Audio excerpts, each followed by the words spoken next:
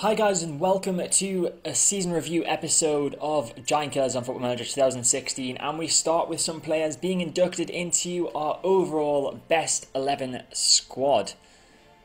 So Stefano Amadio is one of 4 players along with Maxwell Acosti, Liam Kelly and Philip Wutke who have been inducted into the overall best 11 squad.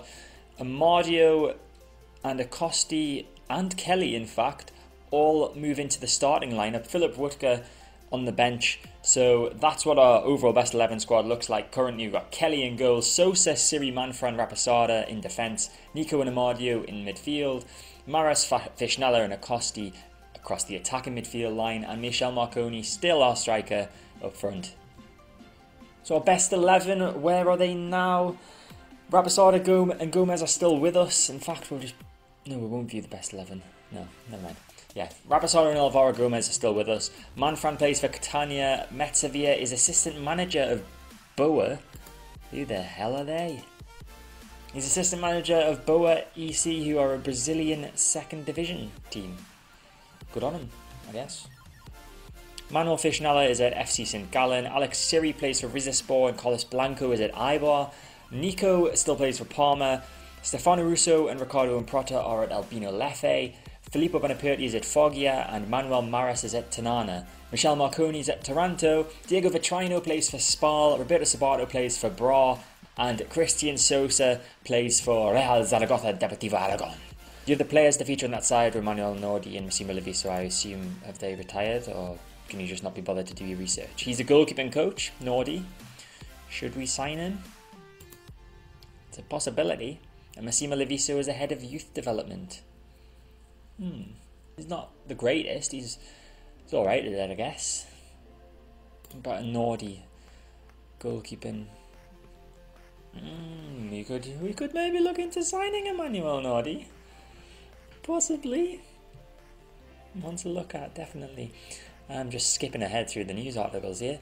End of season awards. Stefano Amadio is Fans Player of the Season with a whopping 74% of the vote. Maxwell Acosti in second. Josh Scowen in third. Goal of the season goes to Sharadine Bukolda. I really don't remember that goal. Signing of the season, Josh Scowen on a free. And Young Player of the Season, Hassan Syed. Team of the season, Liam Kelly.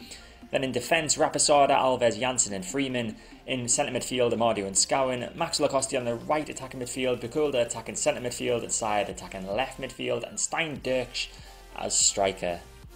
Our season review says we've been expected to be amongst the relegation candidates heading into the season, and although that was the case, we will be delighted to have finished with our heads above the water. Very true. Italian Cup, we lost in the 4th qualifying round against Palermo in that massive game. It was just a narrow defeat, if I remember correctly, just a 1-0 defeat. And we finished 19th in Italian Serie B, one place below Ascoli, who got relegated. Ha! Match of the season was our 4-2 victory over Cesena. Obviously they were sitting in 6th at that time, a brilliant result, and a moment to forget was a 3-0 defeat to Atalanta at the start of the season. Average attendance 5,572, which is 95% of our capacity, and we used 27 players, which is the joint 4th highest in the league. So it's time for our end of season team meeting where I tell the players what I want to achieve next season. And okay, I can literally only say that we're going to make sure we don't go down next season. We're good enough to be better than automatic relegation candidates next season. That's what we'll be working towards. And who is he? One of the youngsters says we're not going to get very far underselling the quality in this squad by setting the bar low. I'd like to be more optimistic, but that's the most optimistic thing I could choose. Oh, now I can choose whether to be top half or mid-table. I'll say mid-table. Oh, sugar. Okay, yeah, we'll just forget this ever happened, really. End season confidence review. The board are very pleased with my performance. I'm very secure. They're pleased with the signings. They're pleased with everything. Player performances are high level. Fans are pleased with Kieran Freeman. Fans are delighted with the sign of Josh Scowen. And our performance in the Italian Cup was a highlight. Excellent. Now it's time to go through the leagues. We will do Serie B, but we'll do that when we get to it. We'll start with the top division in Italy. Obviously Serie A. And AC Milan have won the league title for the first time on the game, I believe. Juve knocked off top spot. Is that the first time they've been knocked off? That's the first time Juve have been knocked off top spot. AC Milan 12 points clear of Juve at the top of the table. The other two Champions League places go to Juve and Lazio. Roma and Napoli get the Europa League places, finishing 4th and 5th. Relegated and playing against us next season are Livorno, Fiorentina and Lecce. Fiorentina, that's a big side to get relegated. Now for Serie B. Our division, Cagliari went up as champions, Bari got automatic promotion, and the playoff is being contested between Pro Vercelli and Vicenza. They are currently drawing 2-2 after the first leg, so all to play for on that one. Relegated, we know, are Ascoli, who got relegated from getting beaten by us in the playout. San Benedettese, Pisa and Crotone are the other three sides that go down to Serie C next season. And while we're in Serie B, we might as well look at the team stats and player stats. We'll start with the team stats. Most goals, we are 6th in that with 66 goals. And the only other stat that we make the top 8 in is most fouls made. We are 4th in that with 475 fouls made in 44 matches. Now, that is a lot of fouls. Not as many as Perugia with 680, but still 475, quite a lot. Now looking at the player stats, and the only one that we get top 8 in is the best at hitting target, and that award goes to Maxwell Acosti, who is number 1. He had a shots on target percentage of 58 from 27 starts. He got 7 goals, 309.29 minutes per goal. Well done him for being the only Alessandria player in the top 8, apart from Josh Scowen, who is second for the highest number of red cards with 3, which isn't really an award to be proud of. Back to running through the league tables now, and in Serie C A, Cittadella will be joining us in Serie B next season, alongside... Actually, no, it's probably not alongside one of those 3 teams, but we'll see who's in the playoff in a second. Albino Leffe, Modena and Venezia are the 3 teams in the playoffs.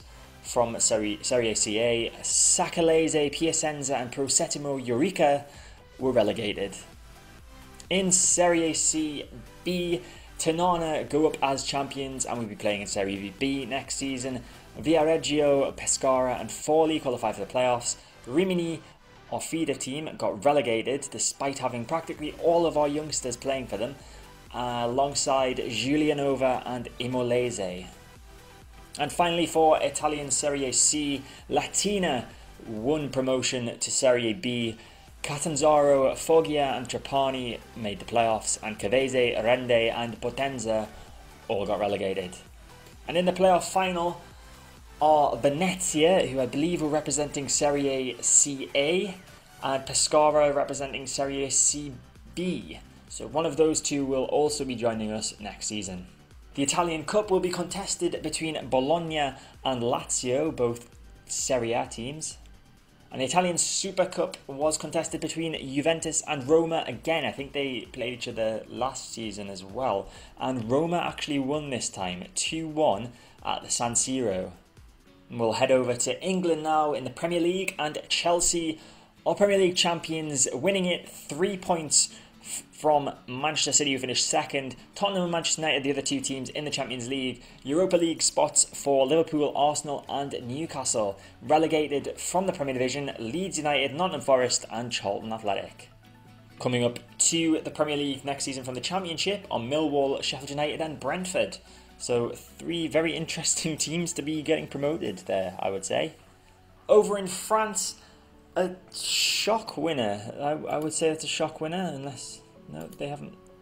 No, they didn't. Yeah, it's a shock winner. Olympique Marseille are French champions, winning it 4 points clear from second place AS Monaco. Paris Saint-Germain finishing all the way down in 3rd and getting the final Champions League spot. The 3 Europa League spots go to Lille, Olympique Lyonnais and FC Lorient. Relegated are Auxerre, Toulouse and Nice. 3 teams that I wouldn't expect to be relegated. I'm not any aficionado of French football, but they're 3 teams that have played in Europe in quite recent seasons, within the past 10 years, I'm pretty sure. And the 3 sides coming up to Ligue 1 next season are Dijon, Valenciennes and AC Ajaccio.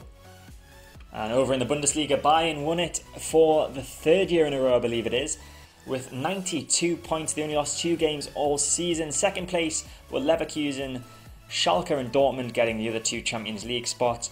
The 3 Europa League places went to Hoffenheim, Wolfsburg and Hanover. Relegated from Bundesliga this season are Mainz and Paderborn. And the 2 teams getting promoted to the Bundesliga were Borussia Mönchengladbach, who really shouldn't have been in that league to start with, and Ingolstadt. Over in Spain, there was some ridiculous points totals, and Real Madrid claimed their 6th La Liga in a row, getting 104 points, losing only twice and drawing twice. That is some ridiculous points total. Barcelona equally as ridiculous with 101 points in second, and Atletico Madrid and Valencia grabbing the other 2 Champions League spots. The 3 Europa League spots went to Villarreal, Real Sociedad and Celta. And a final Champions League spot for Sevilla, who must have won a European competition. We'll get to that in a little bit. Relegated from La Liga this season were Rayo Vallecano, Real Oviedo and Mallorca. Promotion to La Liga, it's 3 of the following 6: Elche, Racing, Granada, Sporting, Leganés and Malaga. So now we go to the European competitions, and we start with the Super Cup, which was won by Leverkusen 3-0. It was played in Spain actually, so Atletico were kind of at home, if not really at home, because it was played at Zaragoza's ground. But Leverkusen running out 3-0 winners over Atletico Madrid in the Super Cup. Europa League, that's what Sevilla won. Sevilla won the Europa League, beating Monaco 2-1 in Turin to claim a Champions League spot for next season. And in the Champions League final, Real Madrid beat Manchester United on penalties after drawing 2-2 at the Amsterdam Arena. And that puts Real Madrid's Champions League total up to 11 victories. They've got 11 Champions League trophies to their name. So now it's time to take a look at how the squad have done overall with their stats this season. So the player that's played most games, I think that's nearly every game, is Liam Kelly, our goalkeeper. 47 games for him this season. Stein Dirks second with 33, 39 if you count his sub appearances. Top goal scorer, and clearly top goal scorer, was Stein Dirks with 18 goals. Hassan Sayad in second with 8, and Kosti, Wutka and Mitrita grabbing 7 goals each. Most assists go to, it's a joint award for Stefano Amardio and Francesco Rapasada with 8, and Max Lacosti's just behind them with 7. Most player of the matches, Hassan Sayad with 3, Amardio's second with 2, and then quite a few players with 1 player of the match award this season. Most yellow cards, Alberto Itri Arloni from Napoli with 11, Henrik Dipkier second with 8, and Stefano Amardio has 7. Most red cards, we know who's got this, Josh Scowen with 3, Felipe, the only other player to get a red card this season. Highest average rating, well, it kind of goes to Armand Traore. He played 7 times for us, got a 7.39, which is pretty good, but everyone else played quite a few more games than him, so we'll give it to Stefano Amardio instead, because he played 31 times, started 31 times, got a 7.32 match rating. Scowen with a 7.25 and Fakin with a 7.23, not far behind. Not as many players on 7 pluses as I would like to see, but it's been a pretty tough season. Now looking ahead to transfers that we might have to make, and inevitably will make, in the summer, we are going to be in the market for a new left back / right back. Hopefully someone that can play both like Rapasada can. We've obviously got Kieran Freeman as our right back at the moment, and Armand Traore is back as left back, but Armand Traore is getting on a little bit. He is into his 30s, and I have a general rule that when a player gets into his 30s, I kind of have to try and usher in some new talent. So hopefully we'll be able to find a left back that can replace Traore, if not next season, over the course of the next few seasons. Centre midfield is also an area that I'd like to get a player in for the same reason. Stefano Amardio, one of our key centre midfielders, if you take out the fact that Itri has been playing for us this season, and he is 32 years old, so he's going to be declining in ability over the next few years as well. Of course, with centre midfield, it's not as much of an issue because we do have youngsters that can play there, like Fakin and Speziali and Alvaro Gomez. There's no shortage of players in centre midfield. One position where I do feel we've got a shortage of out-and-out strikers, well, that's the position, striker, is the strikers. Philip Wuttke, Steindirk isn't even a striker. He's meant to be an attacking right midfielder, but he plays excellently at striker. So we've got Dirks and Wuttke. I'd like to have another backup. Wuttke is the guy I want to push on to be our main striker. He is still young. Is he 19 or something? He's 20 years old. Must have just turned 20, but he's got great potential, and I really feel he could be a star player for us. He just needs to grab a few more goals. 7 this season isn't too bad in 24 games, but I know he can do better. And the last screen we will look at is the finances. So we've got an overall balance of £448,329. We haven't gone into the red this season. It's a miracle. And we will go into the red if we don't sell someone. So we're going to have to sell an expensive player, I imagine, this summer. But hopefully the players that we bring in replacement can improve the squad and hopefully push us towards mid-table. That's what I'm telling the fans, the players and the board. But really I want to get up to Serie A, because there's not long now until Football Manager 2017 comes out, and I'm not going to be running this at the same time as Football Manager 2017. So this series will end sometime before the beta comes out. So hopefully we can push on and get up to Serie A and at least have a season there. I'd love to. Really want to get there. But that is it for this episode. I hope you enjoyed it. If you did, make sure to hit the like button. Feel free to leave a comment below. Subscribe to my channel to get all my content when it comes out. And I'll see you next time for the beginning of a new season in Serie B.